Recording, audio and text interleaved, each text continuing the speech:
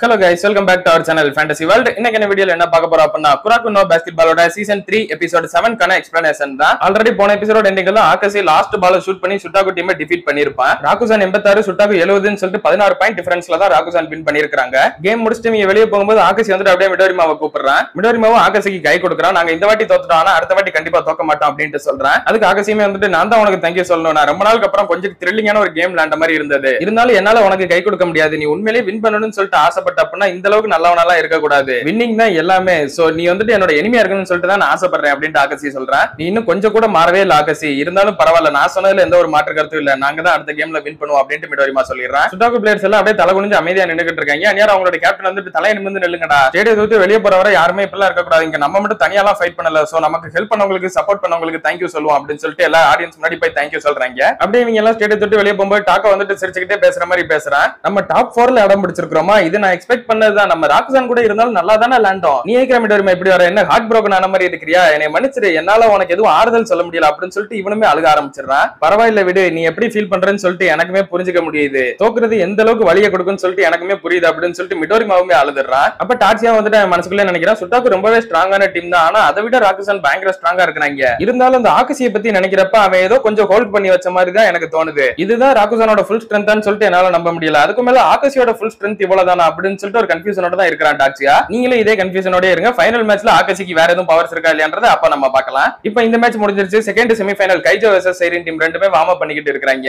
கைஜோ team warm up பண்ணிக்கிட்டு இருக்கப்ப காசமாட்சு கீசே கிட்ட பந்த தூக்கி போட்டுட்டு நம்மளோட ஃப்ரெண்ட்ஸ் எல்லாம் வந்திருக்காங்களா, அவங்களுக்கு போய் ஒரு ஹலோ சொல்லிட்டு வா அப்படினு சொல்றான். கீசேவும் அவங்கள அப்படியே இங்க பாருங்கடா அப்படின்னு சொல்லிட்டு ஓடி வந்து வேற லெவல்ல ஒரு பால் ஷூட் பண்றான். அப்படியே அவன் ஷூட் பண்ணி இறங்கி முடிச்சதுக்கு அப்புறமா இதை நீங்க ஒரு வார்க்கான டிக்ளரேஷனா எடுத்துக்கோங்க அப்படின்னு கீசே சொல்றான். இவனோட ஜம்பிங் பவர் வேற லெவல்ல இருக்கு அப்படின்னு கோகனே சொல்றான். ஆமா, காகமியை விட அதிகமா ஜம்ப் பண்ற மாதிரி இருக்கு அப்படின்னு ஈஸிக்கு சொல்றான். அப்ப ஹியூகா வந்துட்டு நீ இருக்கிற அப்படி மசமசன் சும்மா நின்னுக்கிட்டு இருக்க, நீ யாருன்னு சொல்லிட்டு நம்ம ஃப்ரெண்ட்ஸ்க்கு காட்டு அப்படின்னு சொல்லிட்டு பந்த கொடுக்குறான். அப்ப காகமி வந்துட்டு பால குரோக்கோ கிட்ட கொடுக்குறான். குரோக்கோ வந்துட்டு பால சட்டுன்னு அப்படியே பேஸ்கெட் கிட்ட அனுப்பிட்டு காகமி வேற லெவல்ல ஷூட் பண்றான். இப்போ சைரின் ஹை வெர்சஸ் கைஜோ ஹைக்கான செமிஃபைனல் 2 மேட்ச் ஸ்டார்ட் ஆக போகுது. ரெண்டு கேப்டன்ஸ்மே வந்து கை கொடுத்துக்கிறாங்க. காசமாட்சுக்கு ஹியூகாவோட கையை பிடிக்கிறப்ப ஒரு டிஃபரன்ஸ் தெரியுது. இவன் முத பிராக்டிஸ் மேட்ச்க்கு வந்தப்ப அந்த அளவுக்கு எக்ஸ்பீரியன்ஸ் இல்லாத கேப்டனா கொஞ்சம் பதட்டத்தோட இருந்த மாதிரி தான் இருந்தது. ஆனா இந்த வாட்டி ரொம்பவே ஸ்டெடியா இருக்கிறான் அப்படின்னு சொல்லிட்டு புரிஞ்சுக்கிறான். மேட்ச் ஸ்டார்ட் ஆக போகுது. ரெண்டு டீம் பிளேயர்ஸ் உள்ள நின்னுகிட்டு இருக்காங்க. நேரா கீசே அப்படியே வந்து காகமி குரோக்கோ கிட்ட பேசுறான். நாங்க முத தோத்த அந்த ஒரு நாள் தான் தோல்வினா எப்படி இருக்கும் அப்படின்னு சொல்லிட்டு நான் புரிஞ்சுக்கிட்டேன். அதோட வலி எப்படி இருக்குன்னு சொல்லிட்டு தெரிஞ்சுக்கிட்டேன். அதை நான் இப்ப வர ஒரு நிமிஷம் கூட மறக்கவே இல்லை அப்படின்னு கீசே சொல்றேன். அந்த ஒரு பிளாஷ்பேக் கொஞ்சம் ரிமைண்ட் பண்ணி காட்டுறாங்க. ஆனா அதுக்கு நான் உங்களுக்கு ஒரு தேங்க்யூ சொல்லியுமே ஆகணும். அதுக்கப்புறமா தான் நான் புரிஞ்சுக்கிட்டேன் பாஸ்கெட் பால் எந்த லெவலுக்கு லவ் பண்றேன் அப்படின்றத.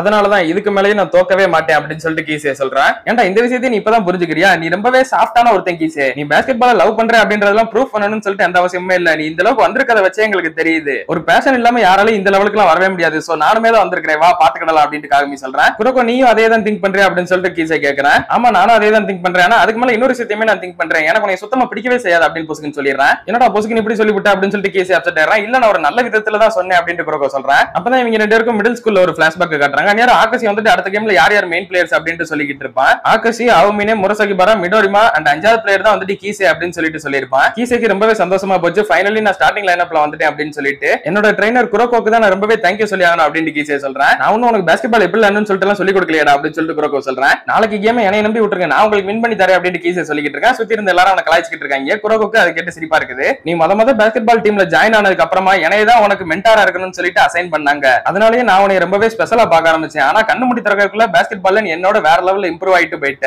எனக்கு நல்லாவே தெரியும் நம்மளோட எபிலிட்டிஸ் வேறன்னு சொல்லிட்டு. இருந்தாலும் எனக்கு அது கொஞ்சம் கடுப்பா தான் இருந்தது. எனக்கு தோக்குறது பிடிக்கல. நான் உன் கூட தோக்க கூடாதுன்னு சொல்லிட்டு நினைச்சேன். அப்ப இருந்து இப்ப வர நான் உன்னை எப்பவுமே ஒரு ரைவலா தான் கன்சிடர் பண்றேன் அப்படின்னு சொல்லிட்டு குரோக்கோ சொல்றேன். இதுக்கு கீசேக்கு ரிப்ளை என்ன பண்ணணும்னு சொல்லிட்டு தெரியல. அப்படியே சிரிச்சுக்கிட்டே எனக்கு இதுக்கு என்ன சொல்றேன்னு சொல்லிட்டு புரியல. ஆனா நீ இப்ப சொன்னது எனக்கு உண்மையிலே ரொம்ப ஃபயர்டா இருக்குது, வா இப்ப பாத்துக்கலாம் அப்படின்னு சொல்லிட்டு கீசே ரெடி ஆயிடுறான். இப்ப கேமுமே ஸ்டார்ட் ஆகுது. ஃபர்ஸ்ட் பால சைரின் பிளேயர்ஸ் வாங்கிட்டு வந்துடுறாங்க. இசுகி தான் பால கொண்டு வந்துகிட்டு இருக்கான். அப்பதான் இசுகிக்கு கோச் சொன்ன ஒரு விஷயம் ஞாபகம் வருது. நம்ம வந்துட்டு ஸ்டார்டிங்ல லீடு போகணும் அப்படின்னு சொல்லியிருப்பாங்க.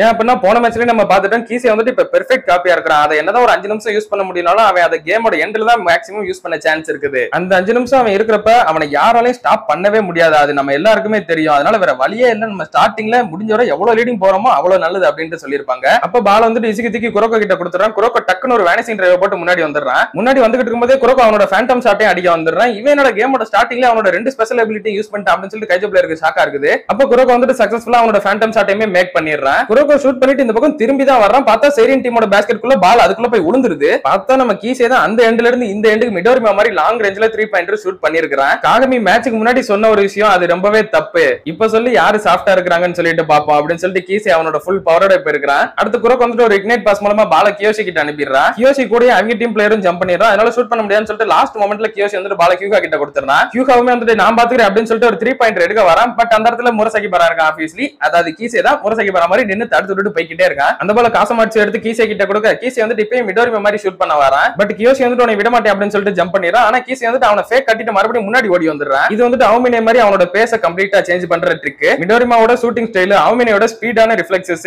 டே இதுல ஒருத்தே இருந்தாலே நம்மளால சமாளிக்க முடியாது, ரெண்டு பேரும் எப்பறா நம்ம சமாளிக்கிறது அப்படின்னு சொல்லிட்டு இசிக்கியே பயந்துறான். அப்போ காகமி வந்துட்டு கீசியை டிஃபெண்ட் பண்றதுக்கு வந்து நிக்கிறான். உன் டைம் வேஸ்ட் பண்ணாத, இப்போதைக்கு உங்க யாராலையுமே நீ ஸ்டாப் பண்ணவே முடியாது அப்படின்னு சொல்லிட்டு கீசியை வந்துட்டு பால ஃபாஸ்டா ட்ரிப்ளிங் பண்ணி காகமி ஆகாசி மாதிரி தள்ளி விட்டுறான் ஆங்கிள் பிரேக் போட்டு. அப்படியே காகமி கீழ உட்கார்ந்திருக்கப்ப கீசி நின்ன இடத்துல இருந்து அசால்ட்டா ஷூட் பண்ணிட்டு போய்கிட்டே இருக்கான். ஆகாசியோட எம்பரர் ஐயா கூட இவனால காப்பி பண்ண முடியுதா அப்படின்னு சொல்லிட்டு காகமி பயந்தே போயிடுறான். இந்த பெர்ஃபெக்ட் காப்பி கம்ப்ளீட்டா யாராலையும் தடுக்கவே முடியாததா இருக்குது அப்படின்னு சொல்லிட்டு டாட்சியாவும் சொல்றான். அப்ப நம்ம கோச்சுமே வந்துட்டு கடுப்பாயிடுறாங்க. இப்ப கீசியை தடுக்கணும் அப்படின்னா காகமி ஜோன்ல என்ட்ரானா மட்டும் தான் உண்டு. ஆனா காகமி அவனோட ப்ரீவியஸ் மேட்சஸ்ல லேண்ட் வச்சு நமக்கு நல்லா தெரியும். காகமியால மேட்சோட ஸ்டார்டிங்ல கண்டிப்பா ஜோனுக்குள்ள என்ட்ராக முடியாது, வேணும்னா எண்ட்ல வேணா என்ட்ராக சான்ஸ் இருக்குது. அவங்க கரெக்டான டைமிங்க பிடிச்சுதான் இந்த மாதிரி ஸ்ட்ராட்டஜியோட வந்திருக்காங்க அப்படின்னு சொல்லிட்டு ரீகோ சொல்றான். அப்படின்னா கீசிக்கு தானே டைம் லிமிட் இருக்கு அப்படின்னு சொல்லிட்டு ஒரு ஃபர்ஸ்ட் இயர் பையன் கேட்கறான். இல்ல கீசி அவனோட ஃபுல் டைம் இப்ப யூஸ் பண்ணிட மாட்டான்னு சொல்லிட்டு எனக்கு தோணுது அப்படின்னு ரீகோ சொல்றா. கைஜோ டீமோட கோச்சுமே வந்துட்டு நாங்க இந்த வாட்டி ஸ்டார்டிங்ல எல்லாம் அவ்வளவு கேர்லெஸ்ஸா இருந்துட மாட்டோம், நீங்க தான் இந்த டோர்னமெண்ட்லயே ஒன் ஆஃப் த ஸ்ட்ராங்கஸ்ட் டீம்னு சொல்லிட்டு எங்களுக்கு நல்லாவே தெரியும். சோ எங்க கிட்ட இருக்கிற எல்லா பெஸ்டையுமே கொடுத்து நாங்க உங்க கூட ஃபைட் பண்ணுவோம் அப்படின்னு சொல்லிட்டு அவர் நினைக்கிறாரு. அப்ப இசுகி வந்துட்டு பால கியூகா கிட்ட கொடுக்குறான். நீங்க பாயிண்ட் எடுக்கிறத எங்களால தடுக்க முடியல அப்படின்னா நாங்க முடிஞ்சவரை நிறைய பாயிண்ட் எடுக்கணும் அப்படின்னு சொல்லிட்டு கியூகா ஒரு பேரியர் ஜம்பரை போட்டு பின்னாடி வரான். அதை கரெக்டா கெஸ் பண்ணி அவங்க டீமோட பிளேயர் பக்கத்துல வந்துடுறான். அதனால கியூகா வந்துட்டு பாசா மாத்தி அதை குரோக்கு கிட்ட கொடுத்துறான். இந்த ஷாட்டை முரசகி பராவால கூட ஸ்டாப் பண்ண முடியாது, நீ என்ன பண்றேன்னு சொல்லிட்டு நானும் பாக்குறேன் அப்படின்னு கியூகா நினைக்கிறேன். குரோக்கும் அவனோட ஃபேண்டம் ஷாட்டுக்கு வந்துகிட்டு இருக்கான். கீசே தான் டிஃபெண்ட் பண்ண வர்றான். அப்ப கீசே வந்துட்டு நீ இதை பாசா மாத்துறதுனால இப்ப எந்த ஒரு பயனுமே இல்ல,